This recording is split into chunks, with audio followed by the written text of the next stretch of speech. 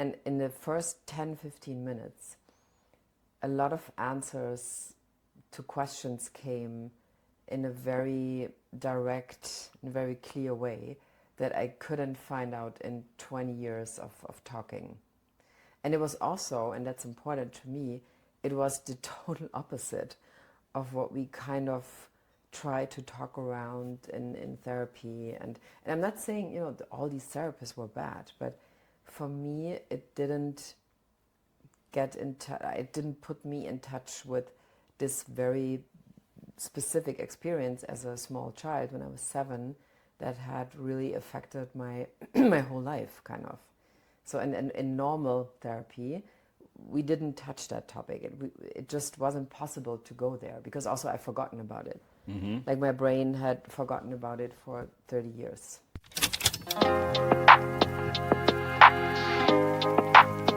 Hi, I'm Steve Saporn, and this is The Neuro's Journey. My guest today, Anne Philippi, spent years working for the most iconic magazines. Vanity Fair and Vogue in Berlin, in GQ in LA as their Hollywood reporter, interviewing the likes of Amy Winehouse, Michael Douglas, Hugh Hefner. She's reported from war zones. And she left that world and founded the New Health Club out of Berlin, a leading podcast and foundation in the psychedelic space. And Anne's traveled the world. She's interviewed legends, and more recently, her exploration is inward. So I'm excited to learn what she's found.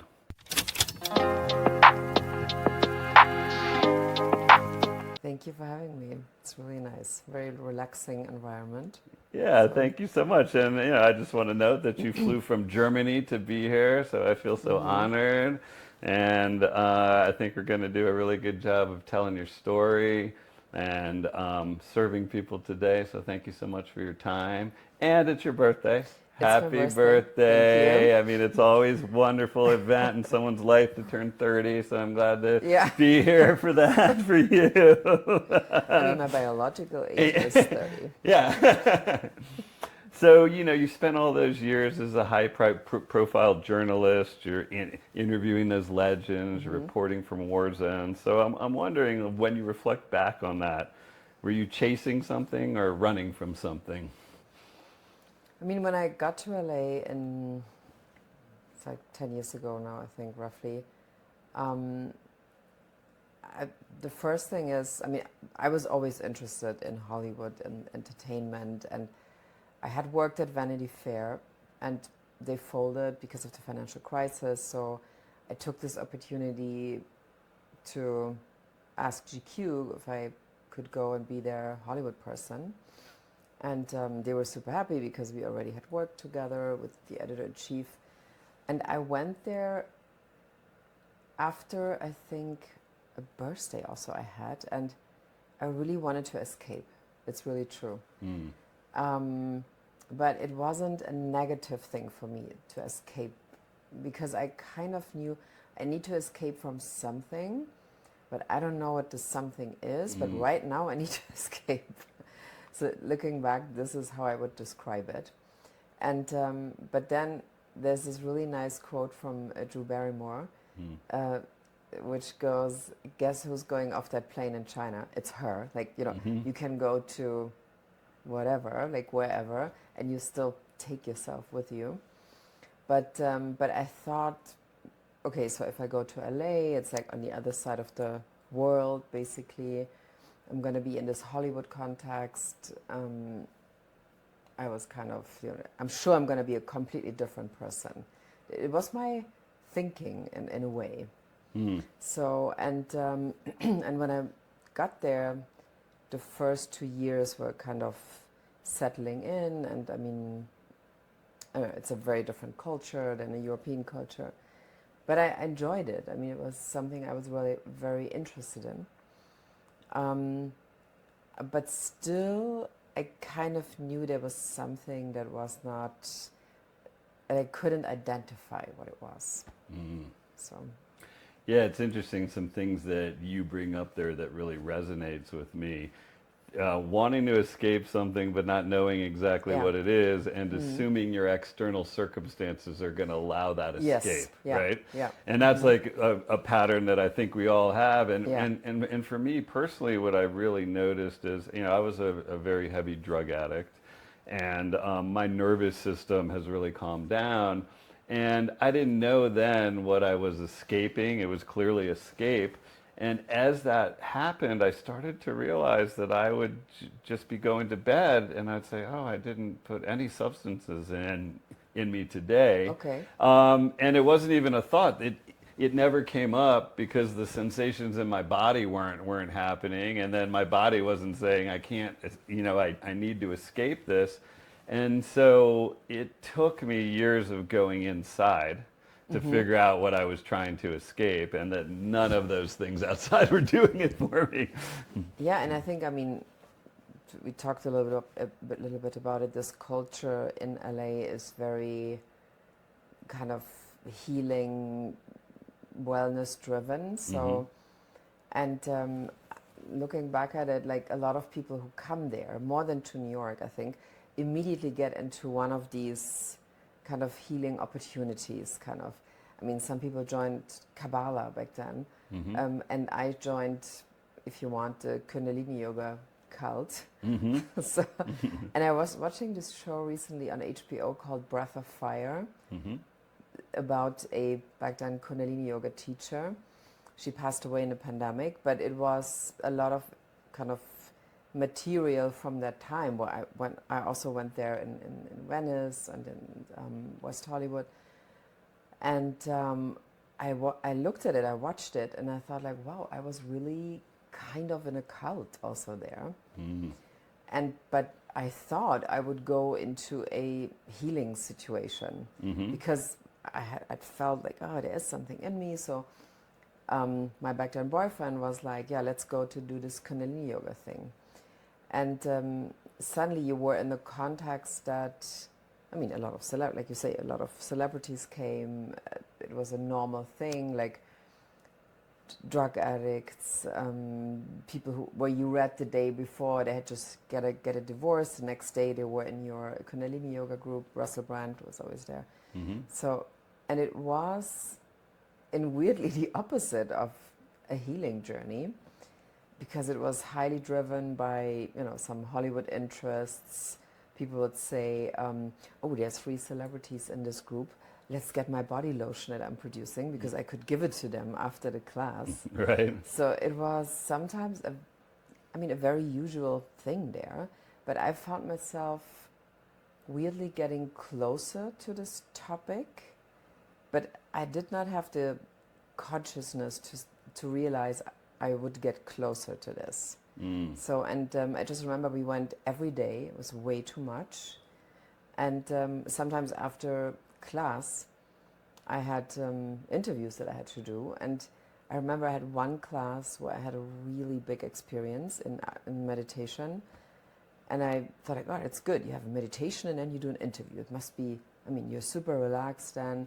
But you know how it is. Sometimes in some meditation, things come up where you're like, oh my God, what is this? Right. So, and I went to, like today, it was Jessica Chastain, who I really admired as an actress. And I got there into Chateau Marmont, and I was like, I couldn't almost talk, kind of. So it was this weird kind of mixture of, you kind of want to look into your healing journey, but it's not a healing journey that you're on.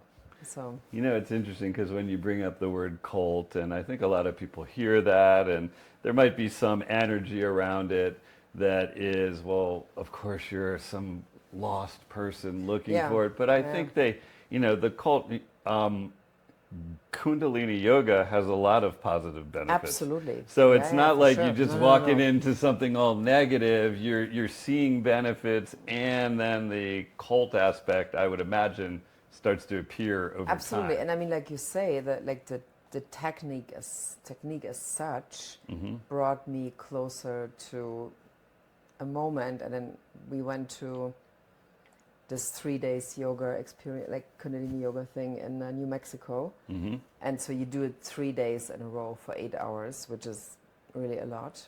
Mm-hmm. And I think after this, it was the first time that I really had a thought that I'd never had before, and I realized there's something in me that I might be able to figure out what it is. So it helped me as a technique. It helped me to get closer to probably the topic that I later on discovered in psychedelics. But it was quite helpful. It was just a structural problem that it was kind of abused also for some people who were really lost and just, needed this context and started to work for people there for free and all of this. It's a very LA thing also. It can go very wrong if you don't pay attention. So, but yeah, it was a very interesting experience. So. Yeah, and I love it as part of your story. I think a lot of people can look back on things that they regret and have a lot of shame about them and feel like they do not want to talk about them or expose them. But we were talking before the interview about the power of viewing your life through a hero's journey. And for me, that's been really powerful. And when I hear this is part of your hero's journey. Absolutely. Like, yes, there were some things about it and you moved away from it, but I'm not ashamed that I went there. I'm not ashamed that I got caught up in the cult. That was part of my process to become who I'm meant to be. I mean, it's also like, I think there's this very specific form in California that is not a classic cult, like you know it from TV shows and everything. I think it's more the thing that a lot of people who come there are kind of looking for something. Mm-hmm. And then there are several offers that you can take where somebody says, well, I can help you to find what you're looking for. So, but it has nothing to do with being ashamed or anything. And I think nobody should be ashamed if they tap into healing methods and they realize, oh wow, might be doing the opposite to me, and then kind of leave it again. So I think it's something natural it's kind of a search for the thing that brings you further. It's just it's kind of a scientific approach, if you want. Like, you try this, what does it do to you? Mm-hmm. How do you feel when you're doing this? You don't feel so good, actually, so you move away from it. I think it's kind of it's a good thing to experiment also a little bit sometimes. Yeah, to me it sounds as if someone's gaining wisdom and experience. And I think there's this context that a lot of people have that they want to get to a destination. Yeah. So, that's Kundalini is it, or this money's it, or this is it. And what I've learned for me is that would be boring. One, if I hit the destination, then I'd have no more opportunity to grow or learn. And really what I oriented around now is every day moving forward in my path and knowing that it's going to change. And I hope that it's rich and interesting 20 years from now. And I never want to get there. I always just want to be moving along, learning more, doing more things. And I just think that's really important for people to learn, not feel shame, and also not orient around this magic pill. We're going to talk about psychedelics or the money or the guru or anything is going to solve it. That's not in my experience of anyone that I've actually respect who has solved it the way that I appreciate is doing it. They're on a lifelong path. Yeah, no, sure. So we talked a little bit about this podcast for me is something that I wish I had when I was younger. I meandered around in this way, and I feel really blessed to have stumbled on my partner and a lot of really incredible people who helped me. And my whole life has really shifted. And so I'm trying to do this work so that people can experience the same thing, and especially men. So, in doing research on you, you interviewed Jeff Bridges, who for, my podcast consultant is young. And she was like, I don't know who Jeff Bridges is. So he's an Oscar winning, I mean, he's a huge star. He's an Oscar winning actor. And he was the dude in The Big Lebowski. So you probably know who that is. And he's generally seen as a great guy. And you had an interesting quote. You said, he was like the father yours should have been. So I'm wondering, in the context of men, like, how did he show up that made you feel that in probably a pretty brief amount of time, right? Yeah, so the first interview we did in Santa Barbara, and where his ranch is, where he lives also. And it was very interesting because I was really excited because, like you say, he's a big movie star. Seems to be an interesting character. Always thought about that. And so, when it was my turn, I mean, just to give you a little bit of insight, if you do these one-on-one interviews, it's mainly in a luxury hotel, and then you, as a journalist, you get brought into the room with the person you're going to interview, and then so you wait until it's your turn and observe the whole thing. So I got into the room, and he was, I think he was a little stoned, but, which is not a really big surprise, but it was not like, oh God, he's somewhere and it's going to be difficult. It was just, I think, no confirmation. It's just a little bit. And and first of all, there was nothing flirty or anything. And just to say what I mean, there is kind of a professional, harmless version of flirting in these interviews, that somebody would say, oh, I like your coat, oh, you look tanned, or like whatever. Like, just, it's kind of it's a strategy to make the journalist feel better, or like, so it's never like a really awkward situation, because it is, if you think about it, it is a super awkward situation Right. from the moment you come in. So, and he had, there was nothing like that. And so it was, first of all, it was really a very relaxed atmosphere that he was able to provide. And I just thought it was really interesting. The first thought was like, I never felt this energy, let's call it, from a male person that was very comfortable with themselves, but not arrogant. So, and was very open to answers that, I mean, again, you have to imagine, often you ask questions and there's a set of answers that is kind of given to you, like, it's sometimes not a very genuine conversation, but that's the game, kind of, a little bit. So, but he was really answering questions, like, for example, he would say he would fight with his wife if and when he could smoke pot, and like, but it was just very, but in a very genuine and like, not overly funny. It was just very genuine. So, and I thought, like, wow, he has 3 daughters, as we know, and I thought, wow, if you have a dad like this, it must be really a strong support in your life, just because of this energy he was conveying. So. And so when you say that energy, how would you describe, like, what did it make you feel? Was it safe? Was it hell? How would you describe the energy that he's putting off as how it landed on you and what you felt? I felt very, first of all, it was calming, kind of. So you realize you couldn't, you can't do anything wrong here with this guy. Which there were actors where you thought, like, okay, it can go super wrong right now. Right. So this was one thing, but also it made me feel like I can really ask him questions, like really ask him. And he would say, for example, this thing with his wife, I never expected him to say that. I thought, like, he's like, no, everything's super chill. And I mean, they're married for a very long time also. So it was if you want, you could say it was his authenticity that made it a really very comfortable situation, kind of. And it's a very outstanding interview for me, which we did there. So. Yeah, and to me, what I hear in that is that authenticity is born from an internal state that there's nothing really wrong. And how I Yeah. answer Anne's question doesn't really matter. So I can just be myself, right? Like he's calm, Yeah. and you're calm.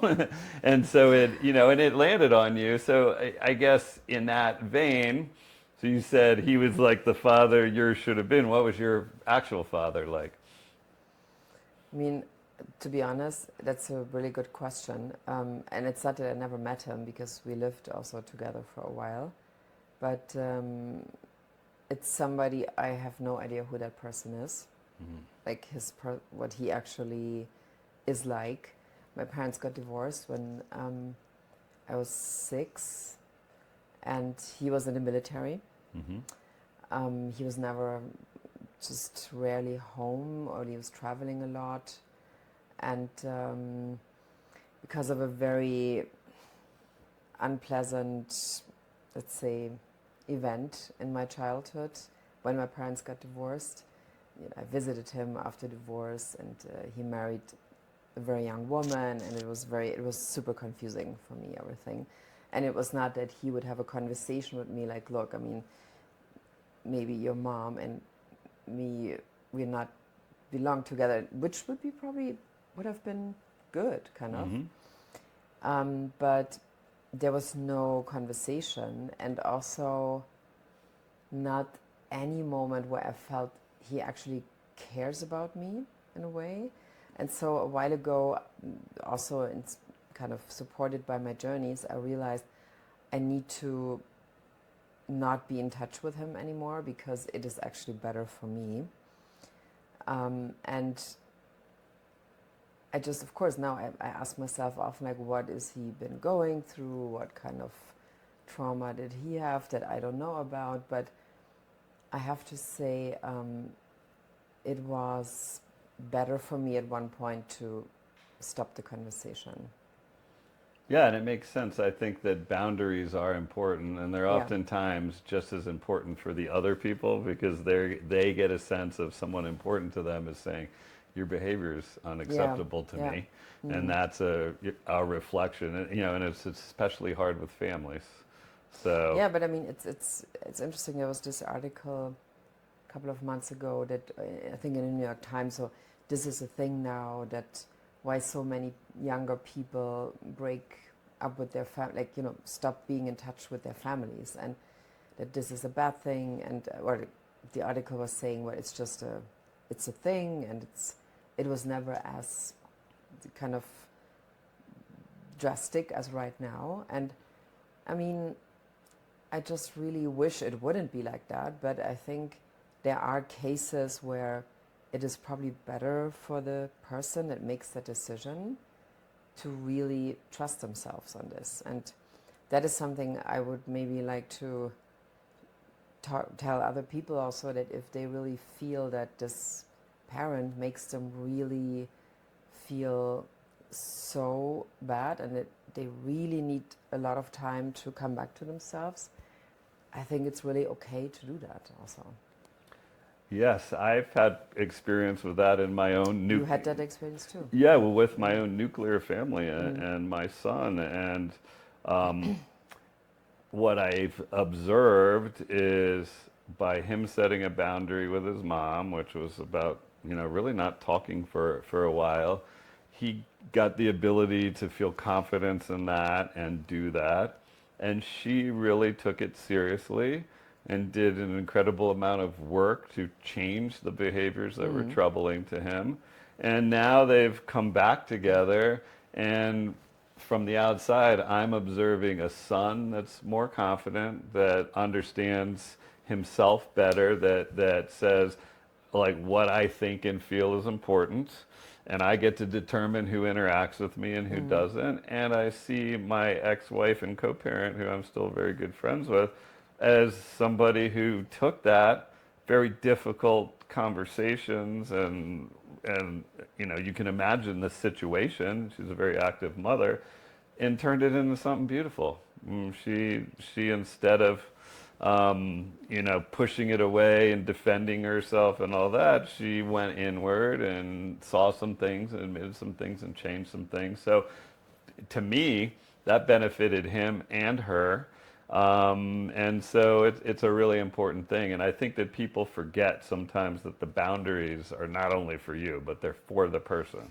Well, It's a, ideally, this happens that yeah, you're, the person starts to think, but I mean, it also is possible that it doesn't happen. yeah. And then you just keep your boundaries. And then you just, I mean, and of course, it's not an easy decision, but I mean, I was able to make that decision because I had enough information through my trips, my psychedelic trips, that for me it would be very unsettling to kind of try to make this work, let's say. And so I stopped it. And especially if you're not getting the response. If somebody's not changing and learning, and that, I'm sure it involves some sadness and some grief of losing a relationship, but I would imagine you also feel good about that decision. Yeah, I mean, it's more like, I mean, of course, it's very sad, and I'm very jealous of everybody who has a dad that supports them. I'm really like, oh my God, like, this is the best thing, kind of. But it's also, I realized that probably his person that I don't really know also probably has some experiences if he never worked on himself, or I mean, it was nothing like therapy or anything. I think if somebody doesn't do that, it's not just gonna go away like kind of magically. I think the observation I made about myself is that, let's say that if I look at a person that's in touch with him, it takes me time and energy to rebuild myself. And my body tells me like, no. And if I'm the person who's not in touch with him, I can be sad about it. I can say, well, you can have other supporters that might be roughly in the age group of your dad, and not projecting on them, but they genuinely want to support you with what I'm doing. So, but of course, it's a weird thing to accept this first. But I think these journeys give you the strength to accept it. Yeah, So, I mean, it's an interesting thing because I think one, you don't know what he's doing, right? He might be now reflecting on this and starting to take those actions, and you're trusting yourself. yeah. And I think there's so much, I mean, I'm for happiness, but being happy all the time is not a realistic goal in No. life. So there is No, going yeah. to be sadness and Yeah, grief, yeah. and that's different than feeling threatened. Right? Like there's a danger here. Okay, I feel sadness about a situation. Well, I mean, you're not going to die if you feel sad. It's a natural part of life. But I think the main outcome after a while is that another thing you can accept is that you just, and I'm sure a lot of people have this too, or maybe also in that case women, that you really don't have the information or the data how a father actually is. Yeah. So you have no data for this. So you want to be a data scientist again. Okay, oh, he does this.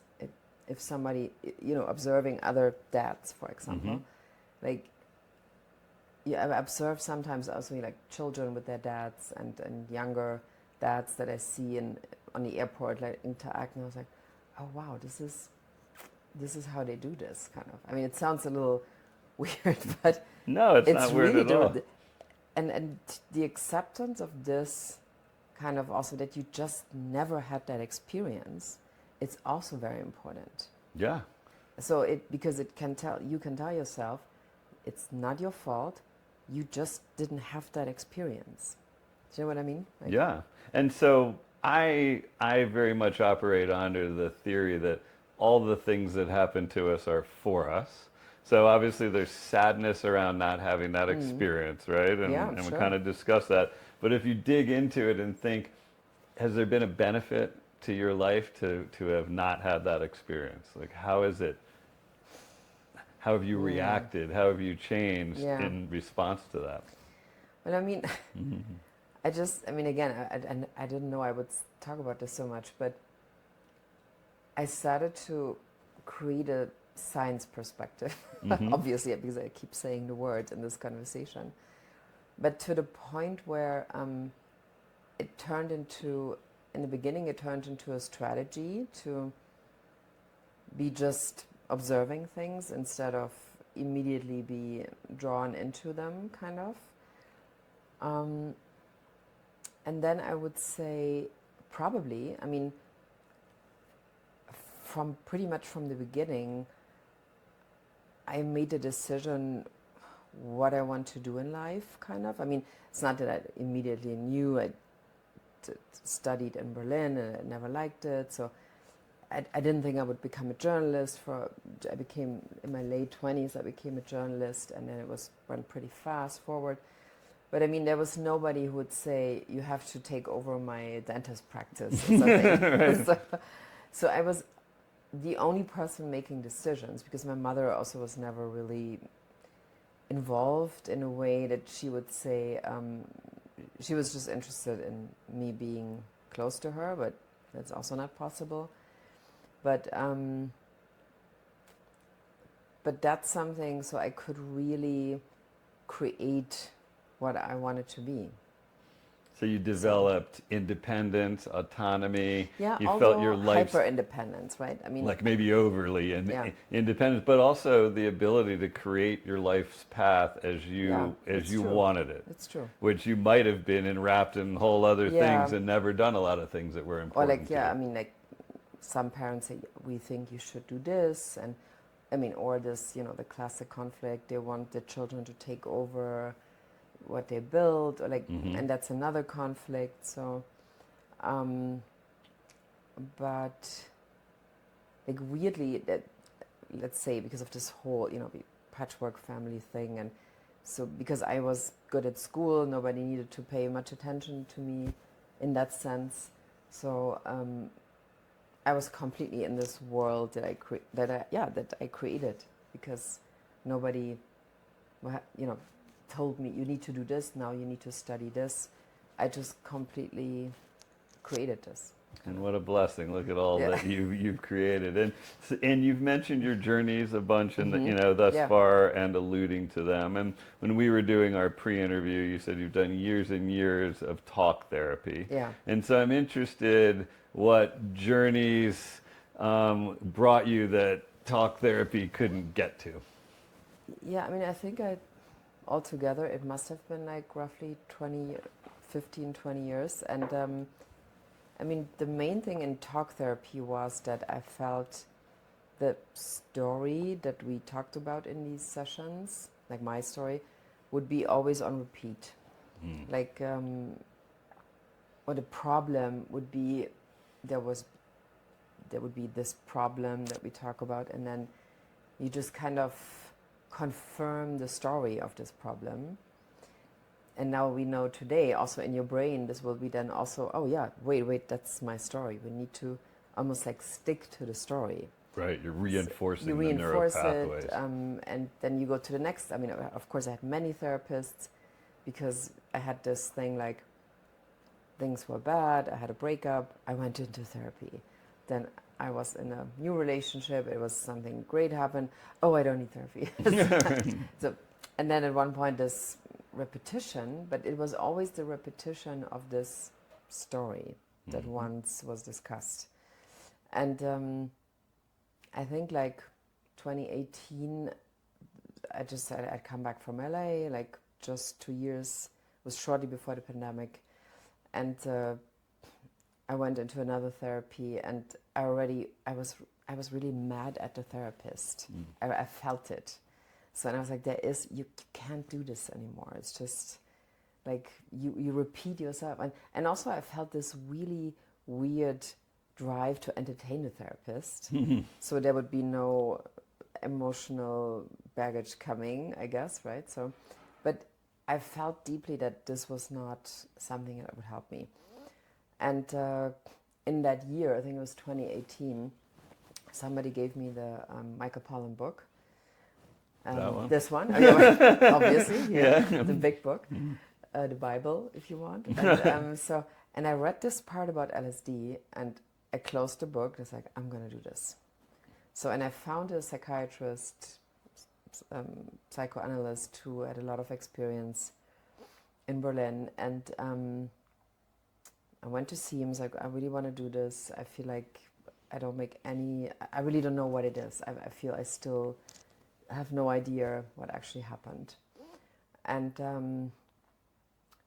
then we did 4 sessions, like preparation sessions, where we talked about what I wanted to find out and kind of checking if it would be dangerous maybe for me to do this, but I didn't do any medication, and I just felt like I needed to take this step, kind of. And then one Saturday morning, I went to see him in his practice, and I had like I think 100 milligram of LSD, and I was on the therapy couch with a blindfold for 4 to 5 hours, and I had an extremely good experience.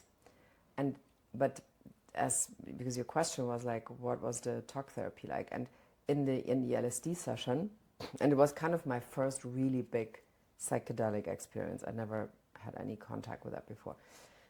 And in the first 10-15 minutes, a lot of answers to questions came in a very direct and very clear way that I couldn't find out in 20 years of talking. And it was also, and that's important to me, it was the total opposite of what we kind of try to talk around in therapy. And I'm not saying, all these therapists were bad, but for me, it didn't it didn't put me in touch with this very specific experience as a small child when I was 7 that had really affected my my whole life, kind of. So in normal therapy, we didn't touch that topic. It just wasn't possible to go there because also I've forgotten about it. Mm-hmm. Like my brain had forgotten about it for 30 years. So, and with LSD, and then 6 months later, a high dose of psilocybin mushroom therapy in the Netherlands, and suddenly my brain started to remember, kind of. And so you're just to describe the experience, you're saying you're on the couch and you have the eye shades on. Are you mostly internal, or are you actually talking with him and getting therapy during the session? No, I mean, so it was mainly internal, but I was saying some things that he was writing down. Mm-hmm. So he was sitting at the end of the room, so not like, next to me or anything. He was just there for protection, like if I would feel weird or like... Mm-hmm.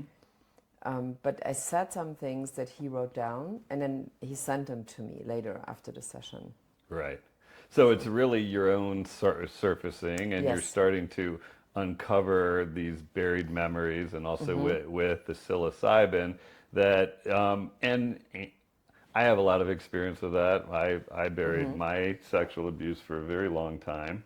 And I look at it in the way that our psyches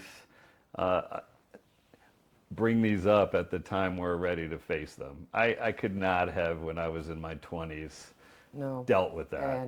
Another man and all these things. I just would have had too much resistance, and who knows what it would have sent me into. And I feel blessed that I did bury it for that long. But I always had this underlying feeling that there was something wrong, and what is it? And I don't know what it is. And even I had a lot of traumas that I knew about. But I also felt I've been thinking about these things for 50 years. I mean, so the psychedelics allow you to almost take the reins, and I think we both say talk therapy is of value. I feel it's great to get a lay of the land. It's great to understand how you can look at your history and kind of orient around it. It's just, like you say, once you do that, you just keep repeating it over and over. And at least I got into a loop where it felt kind of good because the people were present with me and they listened to you. And just hearing somebody and being listened to is very valuable. But that's what I was really getting out of it. I wasn't getting any forward movement in my stuff, and I did a lot of it. So, and this is a story I hear over and over. So, to me, it's you work through these things. For a young person, my kids are 19 and 20, or excuse me, 17 and 19, and I would recommend that they do it because they're to frame it and to learn about how to orient about it. But then I would also encourage them to move through other modalities. And so you had this experience of uncovering these memories. What did that do for you? How did it change your life? So it was, I mean, I was in this retreat in the Netherlands, and 2 weeks later the lockdown happened. Okay. And so, and it was shortly after this lockdown where I was on a very bad date. And after this date, I realized something in me is like my body started to completely react to this encounter with this person. And I was really kind of surprised because I never had that reaction. I mean, I was kind of seeing that a person was eventually abusive or not suitable for me, but I never had that like really strong body reaction. So I came home, was sitting into my kitchen table, and I felt like my body is really kind of telling me the first time, okay, I'm super exhausted. I just started to remember something.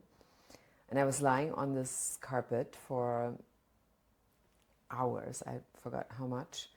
And it was really, weirdly, as it often is, the day that Tim Ferriss had launched his podcast about his sexual abuse as a child. And I think I listened to this that night for three times, which is in total probably 10 hours or something. But the reason I'm saying it is because he was open about this in a very, very really specific, very supportive way for other people. I kind of had the opportunity to really understand how my body was reacting in this moment. And I thought how incredible this is that I have now the opportunity to listen to this in this moment, where somebody tells me something that nobody ever told me before in a moment where I really needed it, kind of. Because there was no, hey, let's hop on a call, I have a question for you. It's, as you know, it's not available when your body starts to remember, kind of. And so the first thing that happened was, like what this guy is describing, the body keeps the score. My body was saying, okay, look, I have something for you here that I want to tell you. And then I felt really that I needed to look into this, kind of like, also with the support of psychedelics, but it was the pandemic, you couldn't leave the country, so I couldn't just go back to the Netherlands and do an experience. So I looked into ketamine therapy in Berlin because it's legal, it's available there. And like roughly 4 weeks later, I came with that unearthed knowledge in my body. I came to this practice and said, I had this, I started to remember, I would like to keep working on this right now. And so I did like 12 sessions with a break in between of ketamine. And it really kind of helped me, like all of this together, to understand the first time in my life what I was actually carrying around the whole time. But meaning my brain would not remember what I was carrying around. Just kind of my body, but of course also in a way that I also couldn't explain in a way.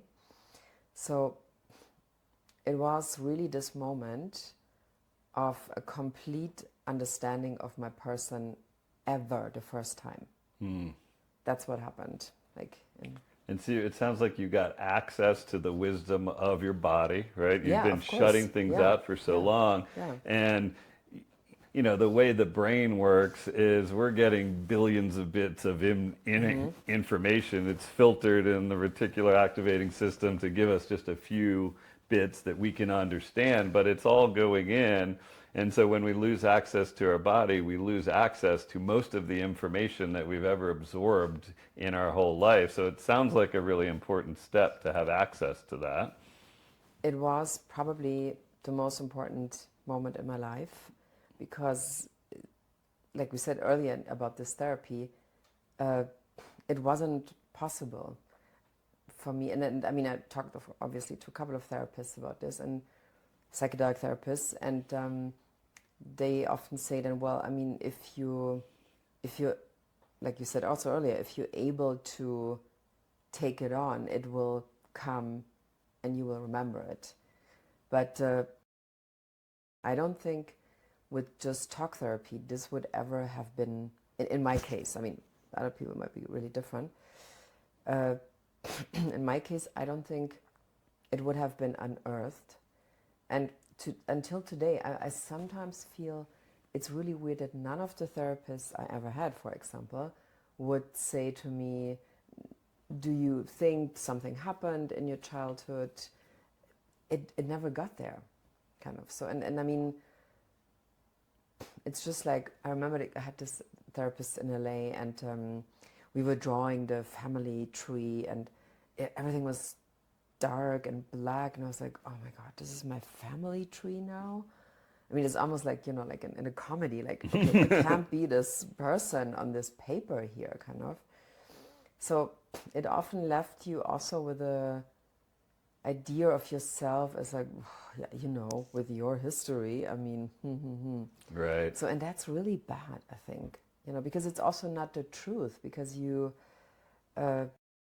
with the support, again, you know, I'm just talking about myself, but I think the story is now true for a lot of people.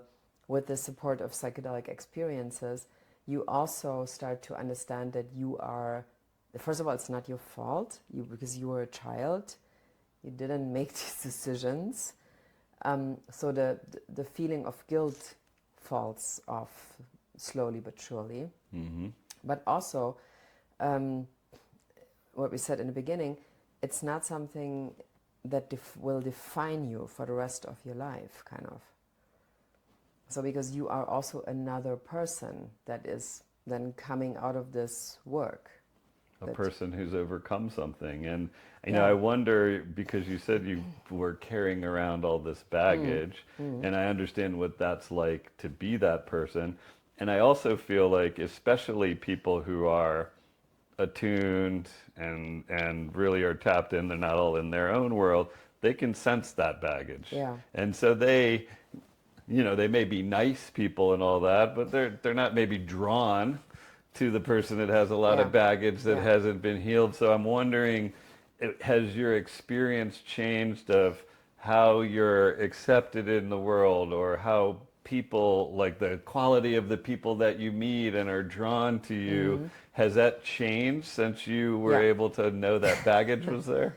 Yeah, I mean, I think like we were talking earlier about the times as a journalist, so I was very, at that time, I was very closed off, and I followed the rules that how to be a journalist, like you need to be super ambitious, like kind of, you need to kind of move with your elbows through this job, you need to be super egocentric, like your ego needs to be really big.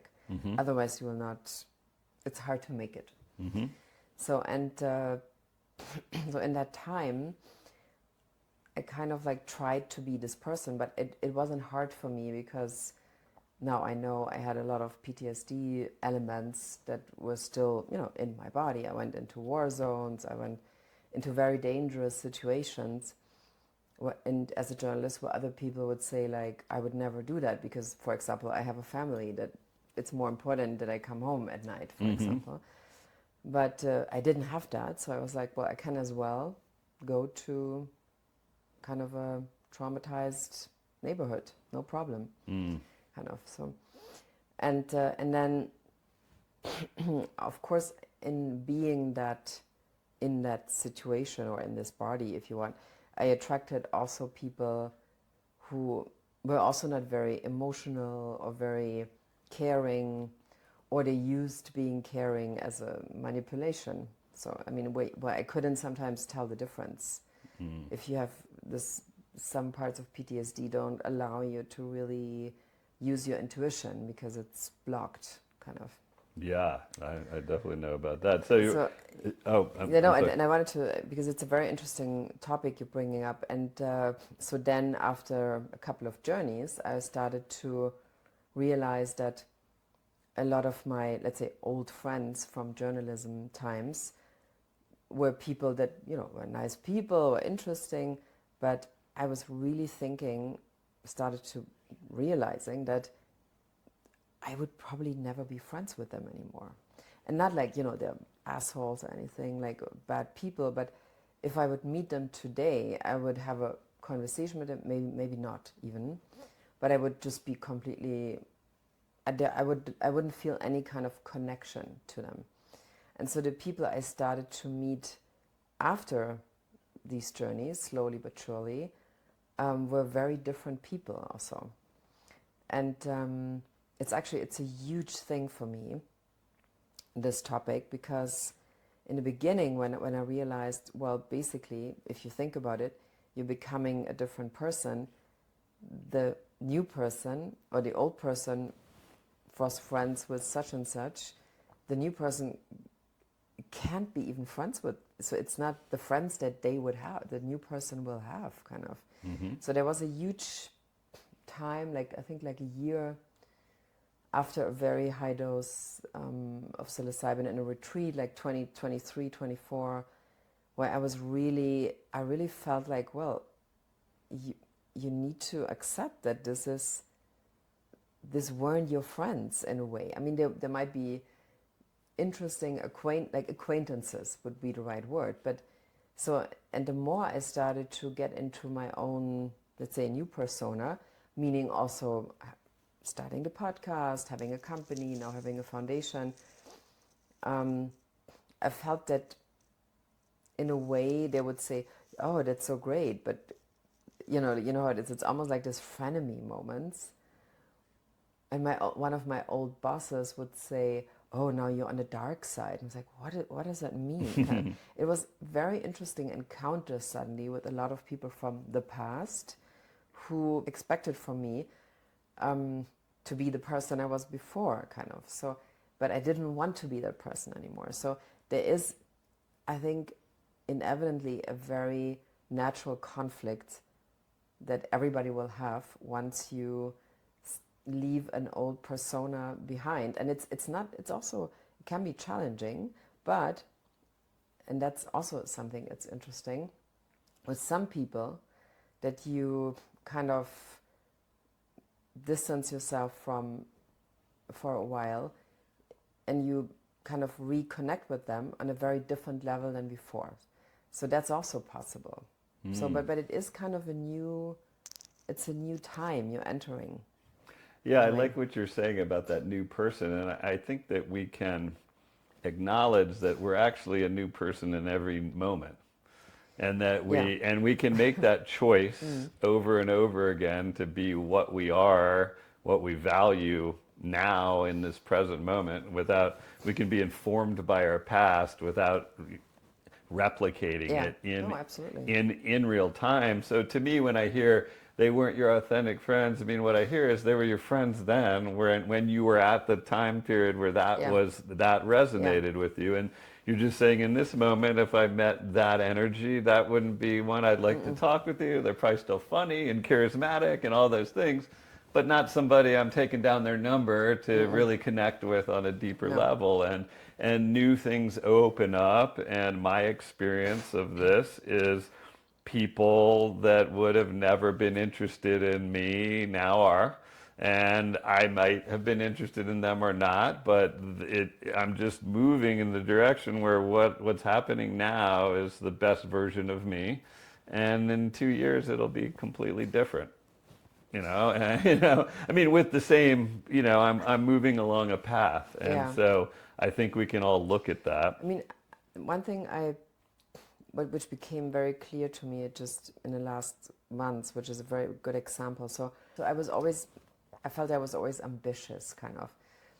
As I said, as a journalist, you needed to have this kind of thing going, so otherwise you wouldn't land anywhere. So, but I felt it was, looking at it from today, I felt it was kind of an ambition that wasn't really an ambition. It was just like PTSD. It was kind of a way to behave, never asking for help, just feeling in a constant war, although there obviously wasn't any war around me. And so kind of being kind of, duck and cover, kind of something might happen to you. And so that's why I was like sometimes overly, kind of analyzing a situation. How could I benefit from this? How is this person weaker? Okay, I could, if I do this, then they will not get the job. But it was not something very conscious. So it was just a reaction, a survival mechanism, if you want. So, and after my last MDMA journey, I did 3 altogether, and I did the last one just last year in October. For the first time, I realized that there was kind of a new idea of ambition growing in me that was very clear and had nothing to do anymore with this kind of survival mode, kind of. And with this emergence of this ambition, and to me it's a positive word, it's not a negative. It used to be, ambitious women, like, oh God, like, don't do it. So, but I think in general, I think it's a very positive word. And now with this new feeling around ambition, I felt immediately so much energy. And before it was always like, try to battle everything, exhaustion, competition. It was it was just about competition back then. Like bankers and in finance where you were Right. too. It was just the only thing you were going for, competition. And it's interesting, my experience with this is very similar. And the way my worldview has evolved is, for my experience was I took on things that were challenging and risky related to society. So people from the outside are going to be, oh, you're a young hedge fund manager, you're starting businesses, you're doing all these things. And honestly, for me, with my makeup, I was just good at that. It wasn't much courage to actually do it. That didn't make it easy, but I was using that to avoid the real things, which are all set in our childhood, and to uncover our internal, what is specific to us. They're very different for you than me, but we all have them. It's the nature of the setup. And when you go into that and you start to actually uncover what you were meant to uncover, for me, it's become a completely different kind of energy. Now I have a life's purpose, and my energy isn't fear-based and running from something. It's aligned, and I work on this project harder than I've worked on anything, and it doesn't feel like that because I feel that I might be able to impact somebody and help them. And I know one-on-one, a number of people have talked to me about hearing my story of sexual abuse or this or that. So it really changes everything, and it's just more pure to us. It's like we are learning what's meant for us. Instead of saying society says this is great, then I'm going to do it and it's scary. Well, it wasn't scary for me. I just could do business. I mean, honestly, I was a full-on drug addict while I was doing it. So I did, and I was still able to succeed. And so we've talked about your podcast and foundation. You obviously made a major shift from journalism to founding the New Health Club. It's a podcast. It's also a foundation. So, I'll give you a bunch of questions and you can order them. So why did you switch to that? How does that model work for you? And then somebody who tunes in your podcast, what do they walk away with? So, like you said, I founded a podcast, the New Health Club, like five years ago, and it was really going right into the newly psychedelic industry. It was just developing.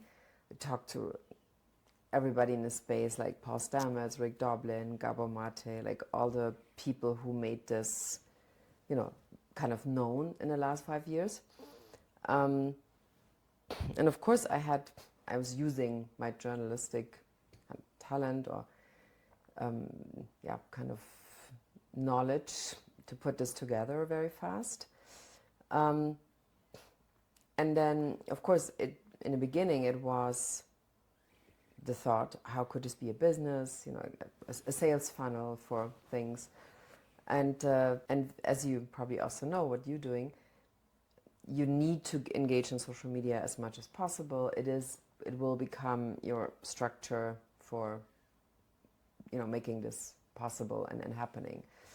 And at one point, after a couple of years, you started to realize, oh wow, there's a huge shadow banning going on with a lot of things, specifically around psychedelics. But just, it's too long now to go into details, but you could already see that Meta, TikTok, sometimes also YouTube would actually not be so supportive for, let's say, any kind of psychedelic topic. And so meaning that with that kind of acknowledgement after a while, you could also see, okay, look, if you have let's say a fashion label, you can quite fast get into a creator model. You can get into kind of a creator industry model, meaning also making money with selling products through a podcast, or like Joe Rogan had this supplement company on it that was kind of connected to the podcast. So there are all kinds of possibilities. And but at one point I realized, okay, this is and I talked to everybody in the space, it's not possible with this shadow banned topic. And then a year ago I filed for a nonprofit organization because I realized, okay, this content is super valuable for all kinds of people approaching me, you probably too. I heard about this, can you send me something, and how do I know it's the right, and so on. Like the questions are endless. And I realized that there is so much space between a podcast about this that is kind of neither hyper sciencey nor hyper kind of over spiritualized kind of. So, and a lot of people gave me this feedback. I really like how you talk about this. It's really interesting. I can understand it.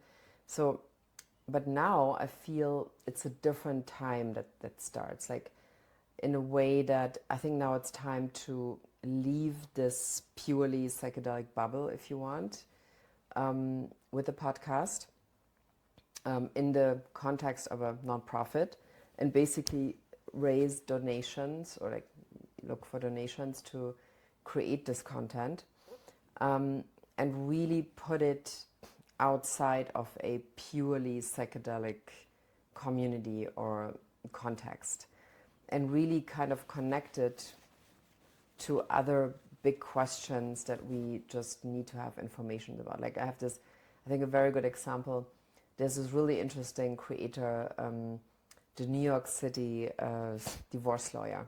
Oh, yes, I've seen him. It's so interesting. I love this guy. He's kind of, talking about divorce as a lawyer. And of course, so in the last couple of years, a lot of people came to me saying, I just got out of a divorce. I think I will have a divorce. We're not sure we will have a divorce. Can you tell me how I could do psychedelics to either re-engage with myself or with my partner? We kind of need to find out if we really want a separation. So, and I realized, wow, there is kind of a possibility to come into a bigger topic, let's say in this case divorce, almost like a Trojan horse, and put the psychedelic topic into this bigger topic.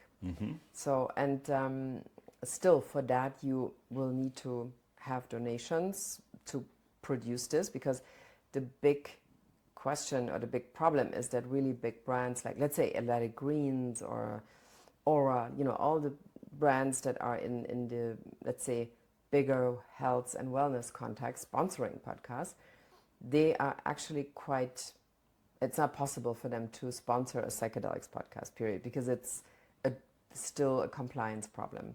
So you kind of need to find new strategies how to bring the topic into a proper new creator context or content.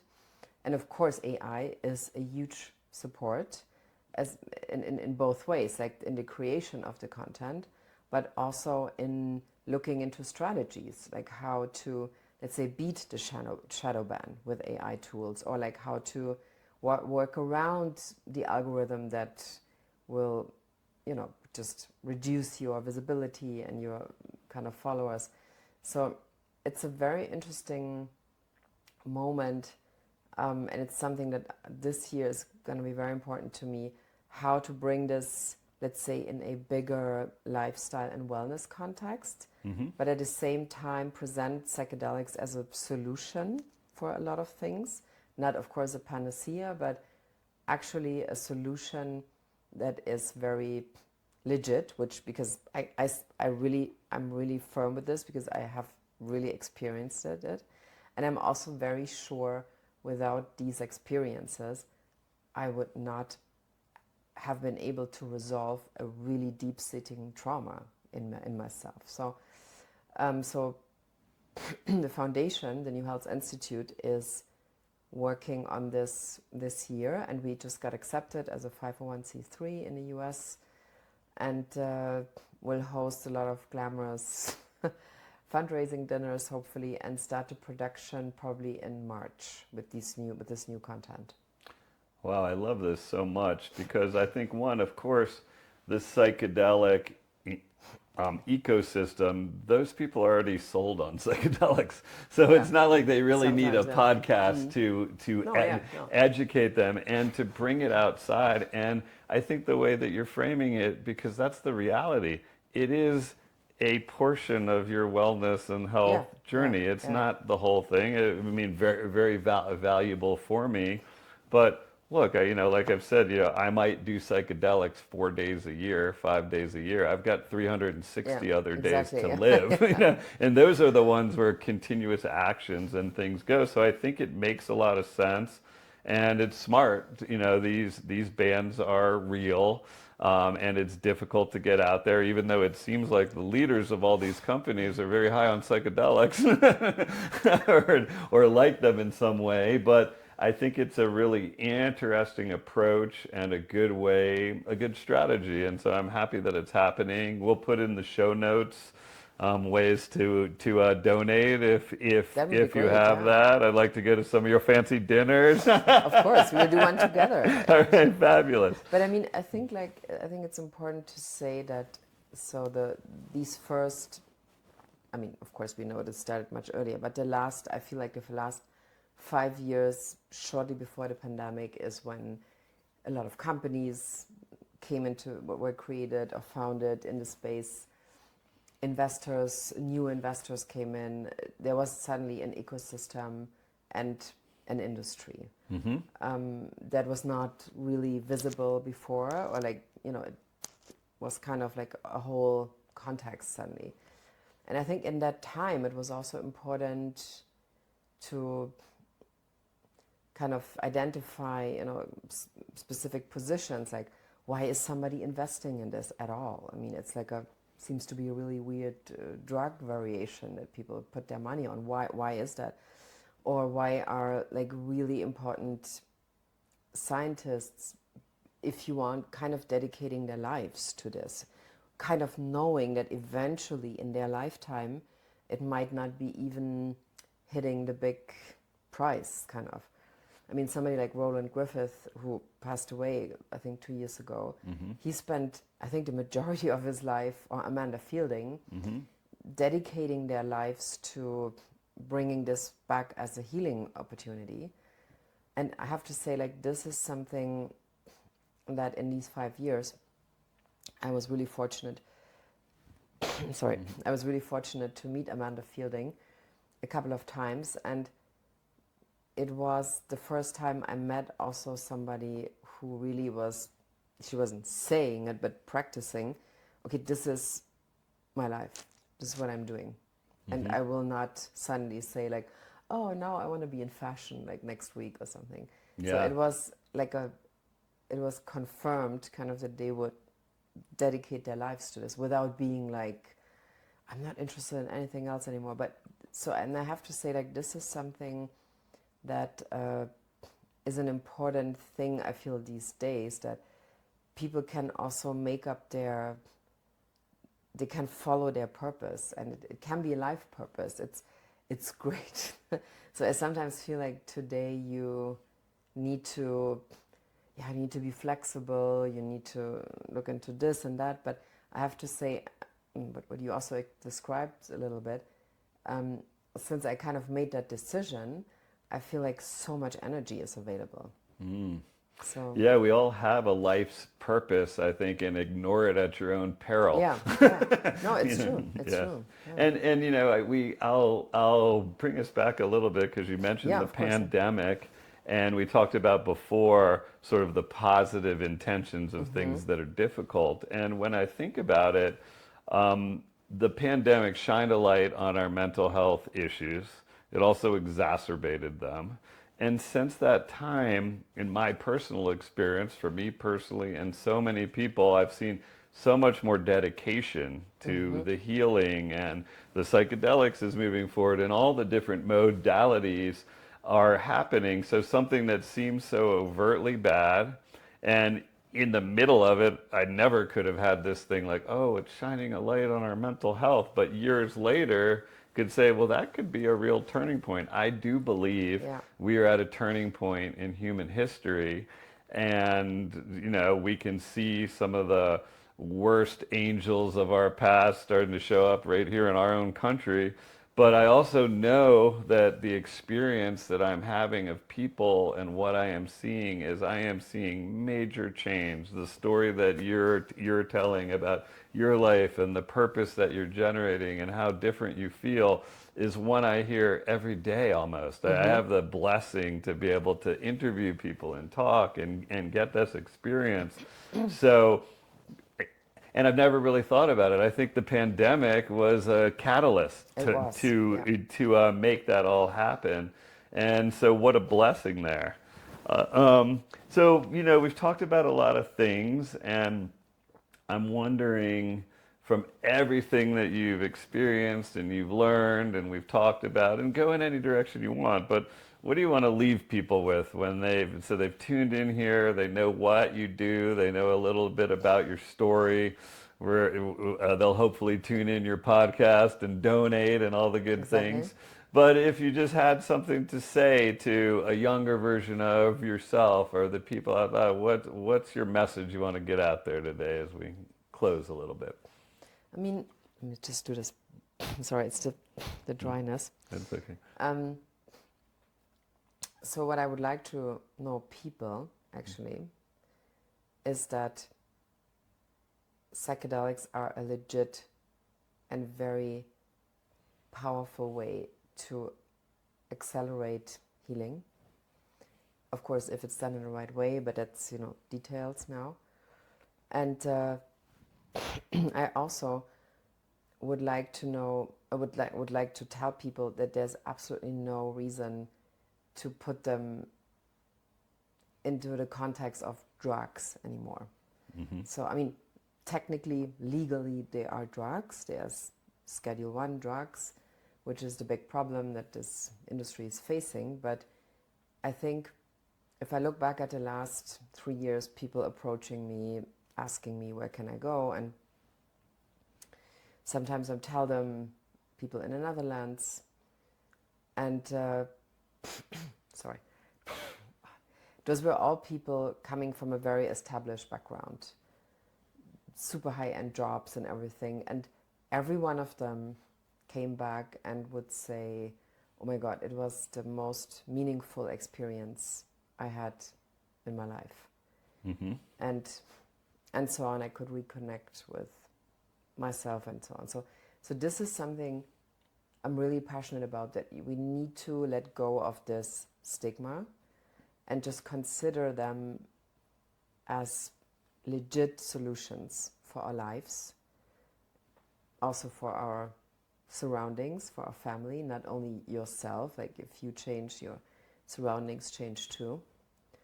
And and looking at my younger self, I mean, it's sometimes really hard for me to look back and to really say like, oh my God, I had no idea what I was going through in this whole time. And like I would tell my younger self that I could ask for other people to support me or to help me with things. And I have to admit, I really never did that, like for practically nothing. So, and I often have to admit that I was really, really, really hard on myself for the most part of my life, kind of. Yeah, I really love that. And we talked a little bit, you talked about PTSD and not having access to intuition and relieving the stigma of psychedelics. And I think those all can be aligned. My experience with psychedelics is they call out to my intuition says it's the right time to do something. And for me, I trust that over anything. There's no stigma that would get in the way now of me doing something that my intuition is telling me. And some of that has come about as my nervous system has calmed down and as I've tuned into hearing the voice that's calm and clear and not the scared loud ones that yelled at me my whole life. And so I would wish for our people to trust that voice. And I don't think you should just go out and do psychedelics, but if your intuition is telling you that it might be good for you, then there's no reason you shouldn't explore it, because they're proven scientifically, done in the right context, they're extremely safe. They're not typically addictive. So if that's calling to you, you can feel like you're in the time now where you're supported by science, you're supported by culture, and if it's right for you, do it, and if it's not right for you, don't do it. But I think it's more than just the intuition, and I think it's obviously a very important question right now in general in the world, that how much of a kind of self-empowerment will you allow to have? I mean, some people call this, this means, some people would say, this is a libertarian point of view, but I mean, if you want, you could call it that way, but I think it's absolutely impossible that a person suffering from really bad depression would not be able to do a psychedelic experience with a therapist that eventually might help them, very likely help them, because the state is saying, I'm sorry, you need to wait until maybe 50 years. So who knows, X, Y, and Z, we have no idea when there's a clear situation. So, and I think that is something that's also coming is something that a lot of people who do certain journeys or engage in this, they become just more comfortable to trust themselves also. So, and because, the neighbor might say, oh, you can't do this, or your colleague, I would not do it, who knows what happens. So there are millions of voices, like you said earlier, that would say, well, I mean, you must be crazy to do anything of that, while you are secretly suffering from the fifth medication that you need to go on and everything. So I think that is something, it's also important to, as a takeaway, that I think it's a good thing if people empower themselves to take their health and their mental health into their own hands. I think it's a very positive thing. And I think it's so freeing when you decide that yourself, your intuition, your voice is the most important one. It's not what society says, it's not what your dad says. Then you're free. Because you know what's best for you, and you have an incredible amount of wisdom. All people do. And my experience of it is when you actually trust that, everything starts to happen for you. And in a pretty rapid amount of time, for me personally, I've had incredible changes. I'm going to be 57 in March. Most of those things have happened after I'm 52 years old. And I now look at it as I have a completely new life to live. I feel a different way. I operate in the world differently. I have a new purpose. So instead of riding off into retirement to just go drink a lot and travel and fancy hotels, which I love. I mean, I don't drink, but I love all the stuff. I mean, I have no problem with money and luxury and all that. I look at it as if that whole life that was very external was just a preparation for me to get to this one. Yeah. And this is the important one. And I think it's interesting you say that, because that is also what a lot of people were reporting who did their first journey, let's say way after 50, and came to me and were asking for, you know, what should I pay attention to, like a little bit of advice. So it's very interesting to me to see that how this is for a lot of people the moment when their life actually starts, kind of. So, and I think it's also something very new that is just about being too embraced, that this is the actual reality. That so before it's very often, not always, but it's very often this, you have to do this, and then if you haven't done this, if you haven't, you know, looked into this, you need to do like that. This whole set of rules, kind of, let's call it. So for everybody it's different, but it's kind of like, it's a kind of a secret understanding that certain things need to happen.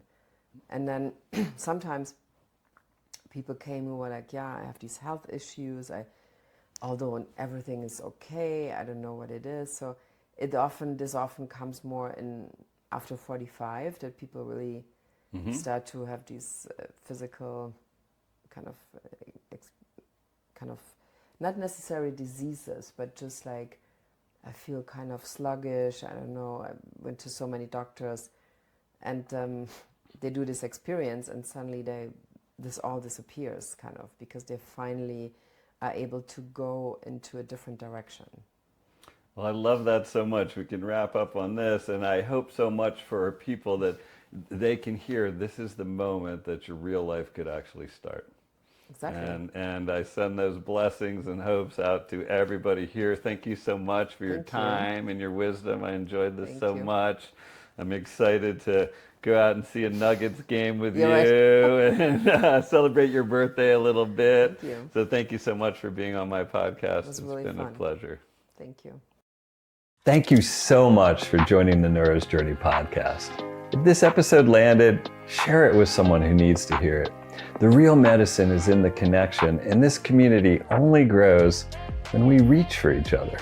Subscribe so you don't miss what's coming, and if you have a minute, leaving a rating really helps more people find this work. And keep showing up for your own journey. Every small act of courage matters, for you, for the people around you, and for all of us. I am so grateful to be walking this path with you.